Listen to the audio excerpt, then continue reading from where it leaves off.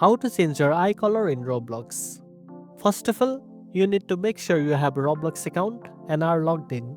Once you are in, go to your Roblox avatar by tapping on the avatar icon in the bottom middle of the screen.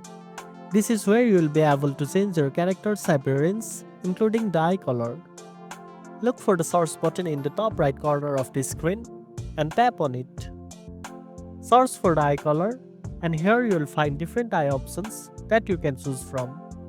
Once you find the eye color you want, simply tap on it, and it will be applied to your avatar. You will see the changes instantly, and your new eye color will be visible to everyone in the game.